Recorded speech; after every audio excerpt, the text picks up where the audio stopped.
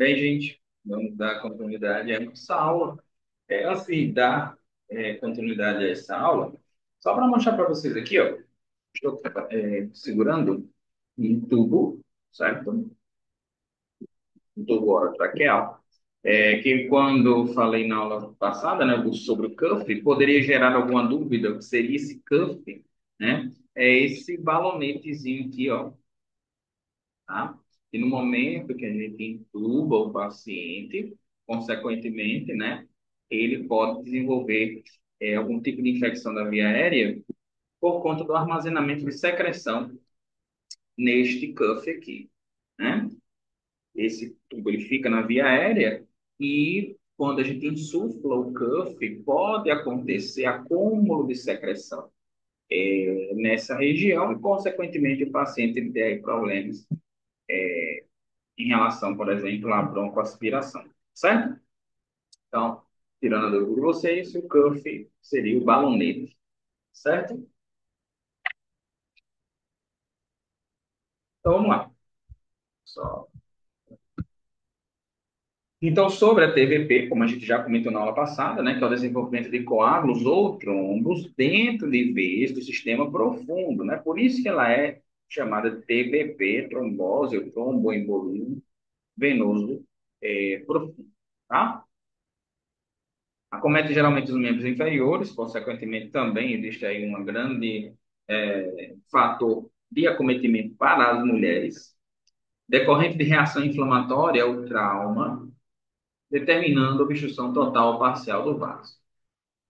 Então, dentro dos nossos estudos voltados principalmente, né, à parte teórica, lembrando que quando a gente faz uma pós, a gente se aprofunda naquilo, né? A pós, ela serve principalmente para que você possa ter mais manejo voltado à área de especialização, onde você quer atuar, e, consequentemente, nos dá a oportunidade de aprofundar cada vez mais. Por isso que, quando a gente dá uma aula na pós, né, a gente, como especialista no assunto, a gente tende a aprofundar mais, inclusive na parte bibliográfica, né? Eu sempre digo para os meus alunos, isso não é incomum, de falar, por exemplo, sobre concursos públicos, do que é que eles vêm pedindo, por exemplo, em relação àquela determinada área, aquele determinado assunto. E eu sempre indico para que vocês estudem sempre na forma mais atual possível, certo? Por isso que eu apresento para vocês a tríade de Virchow. Essa tríade de Virchow, ela ocorre principalmente por conta da trombose venosa profunda. E como é uma tríade, ela está voltada a três problemas, três sinais, né? Por exemplo, tem a tríade de Beck, né? Outras tríades, né? Como também existem as tetralogias, né? Como a tetralogia de Fallot. Então, tríade de Cushing. E nós temos a tríade de Virchow. Principalmente tríade de Beck, tríade de Cushing, tríade de Virchow é o que mais eles cobram quando a gente fala sobre concursos públicos, tá? E isso aqui você tem que aprender. A tríade de Virchow está relacionada à estase venosa, né? Como a gente tem um comprometimento da área venosa, né? O comprometimento do retorno venoso, essa circulação ela vai estar mais extasiada, né? Ela vai estar mais parada. Consequentemente, a estase venosa ela vai ocorrer. Quando existe a estase venosa, vai ocorrer um dano endotelial, né? Essas paredes dos vasos sanguíneos, eles vão ter um dano, uma lesão.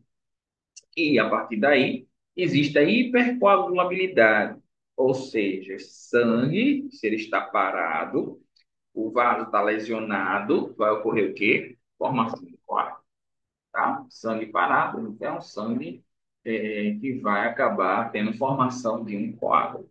Vai coagular muito. Então, o que ocorre no tromboembolismo venoso, com a tríade de Virchow, né?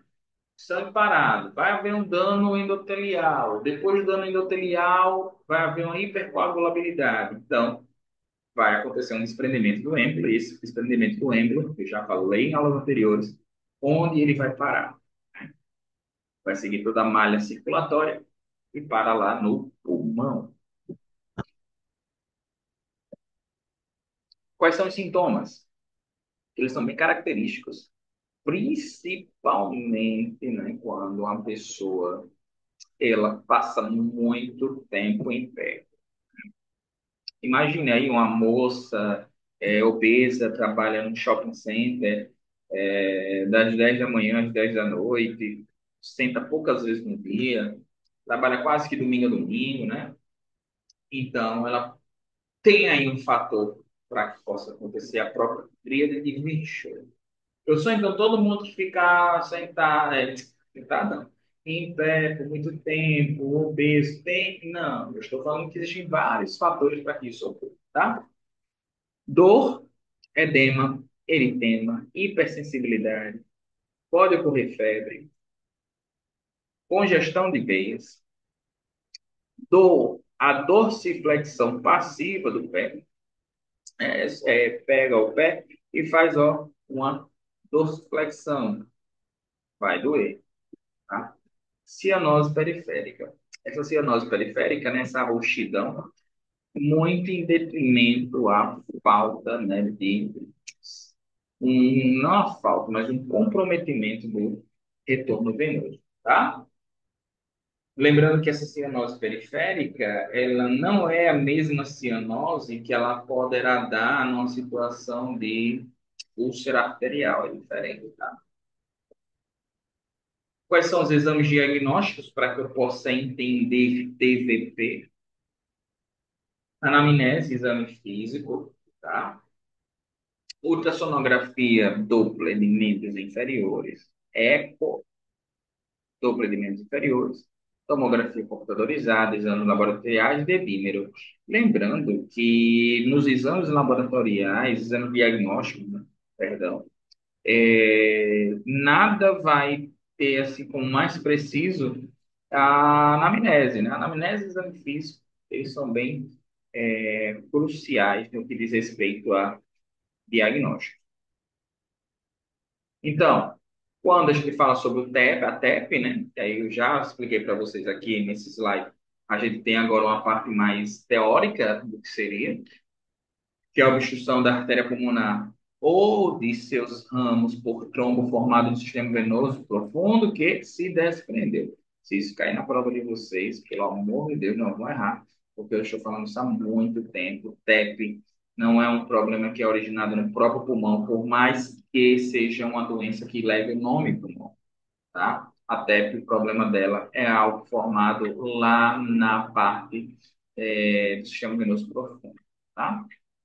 Proveniente de trombose dos membros inferiores, pelvis e até dos membros superiores. É mais incomum, tá?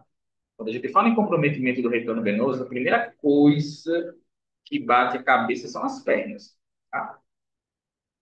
Só pode haver problema no membro superior? Pode, às vezes,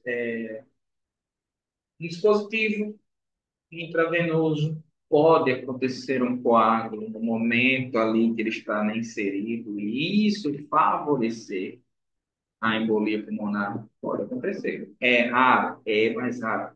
Ela vai estar mais voltada a um problema iatrogênico, mas pode ocorrer. Decorrência de coágulo, né, sanguíneo, né? Então, nós temos aqui dados epidemiológicos voltados à TEP, né? Estudos mostram a incidência anual de 60 a 70 casos por 100 mil habitantes. Aí você pergunta, professor, 60 a 70 casos por 100 mil é muito pouco. Negativo, é muito pouco, tá? Muito enorme.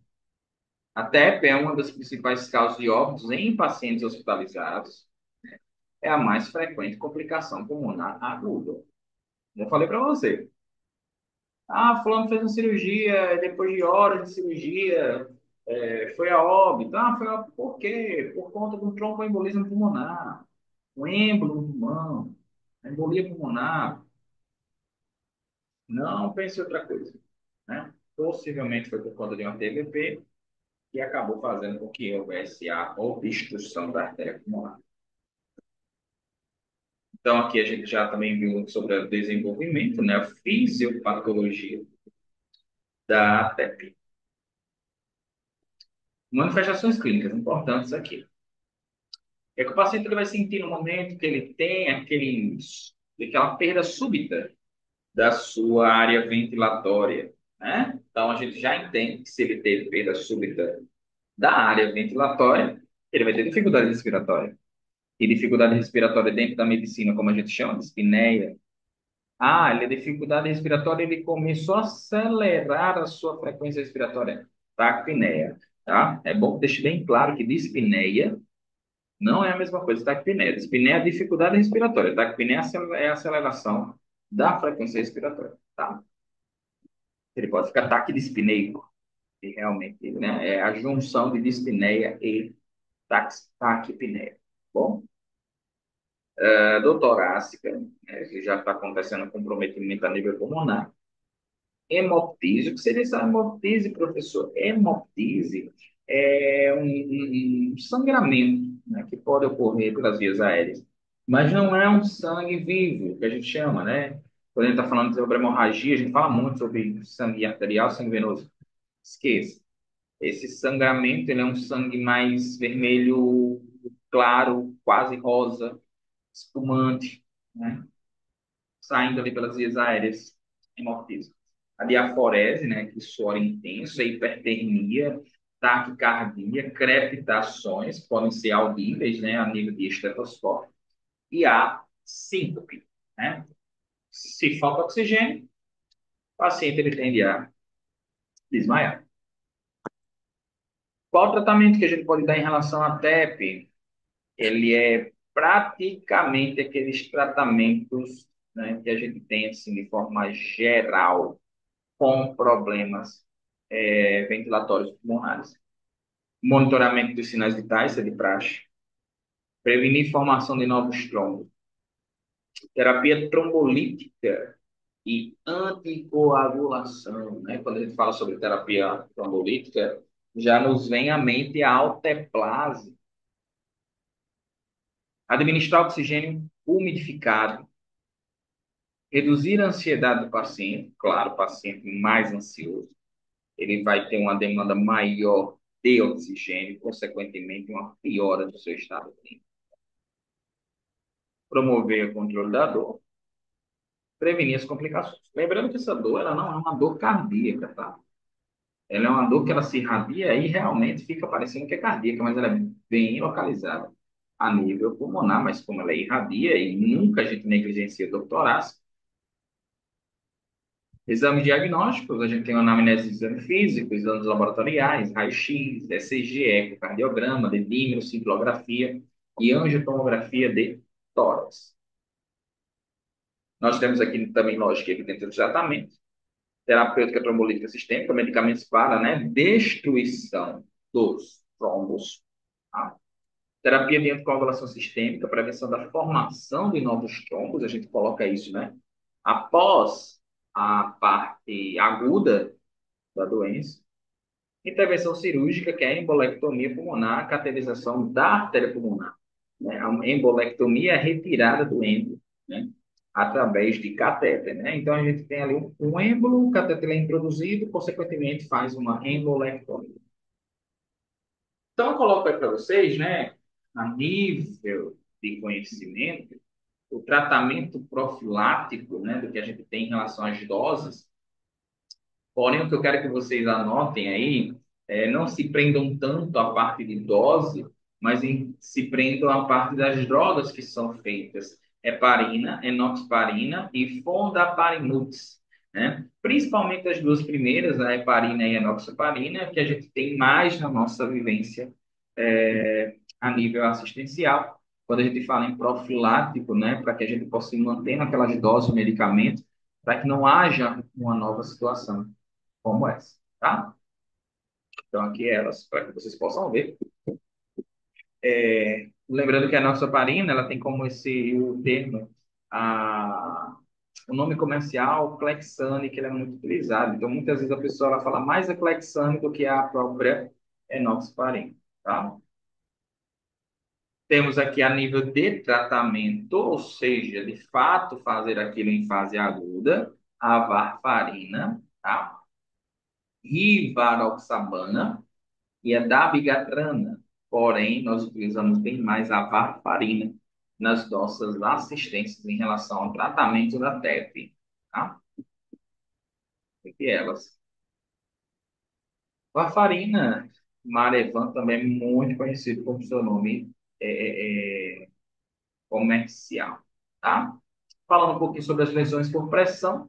A lesão por pressão que nós já falamos anteriormente, né? A gente sabe que a lesão por pressão ela não é específica para UTI, porém, como a gente está falando sobre assistência, ela pode ocorrer, voltadas como iatrogenias, como erros de procedimentos, problemas biopsicossociais, custos hospitalares e o óbito, tá?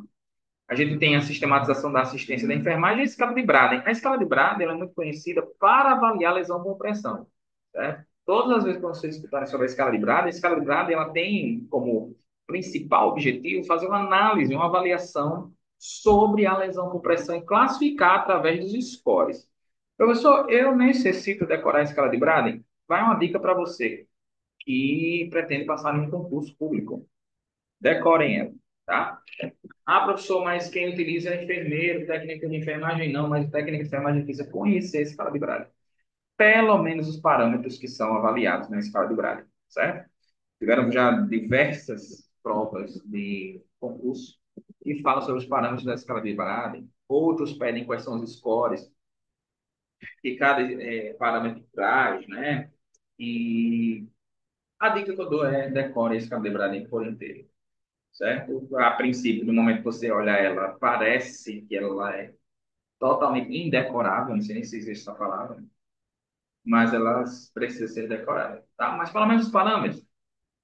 Quais são os parâmetros que são avaliados em relação às carboidratos? São seis: mobilidade, umidade, atividade, fricção e cisalhamento, percepção sensorial e fatores nutricionais. Para cada uma delas existem parâmetros associados e scores associados, tá? Só. Ó, em relação à percepção sensorial, ela vai de 0 a 4. A umidade, ela vai de 0 a 4. Nível de atividade física de 0 a 4. Mobilidade de 0 a 4. Nutrição de 0 a 4. E cisalhamento é o único que é 0 a 3. Tá? Então, nós temos aqui a nível de resultado da escala de Braden, sem riscos, né? De 19 a 23 pontos, ao máximo. Ou seja, eu já entendo que quanto maior meu score, menor a possibilidade de desenvolver lesão por pressão. Risco leve de 15 a 18 pontos, risco moderado de 17 a 14 pontos, risco elevado de 10 a 12 pontos e risco muito elevado, 9 pontos. Eu não trouxe a escala de Braden totalmente detalhada, por se tratar, né, da nossa aula sobre pós-MTI, que ela está mais voltada na parte da assistência clínica da enfermagem, né? A gente vê muito isso, por exemplo, em semiotécnica, quando a gente está falando sobre feridas, então ela não tem essa especificidade. Mas fica a dica aqui para que vocês possam pesquisar a escala de, né, a escala de Braden e decorá-la e saber o que caracteriza, por exemplo, em relação a cisalhamento, fricção, o que é que caracteriza cada score desse, que ela é extremamente importante. Bom, aqui é só apenas uma forma mais objetiva e didática para passar para vocês que existem ela, e a gente aplica sim dentro de uma unidade de terapia intensiva. Tranquilos? Então, continuem aí, né? Bons estudos para vocês, boa sorte, fiquem em paz, fiquem com Deus e até mais.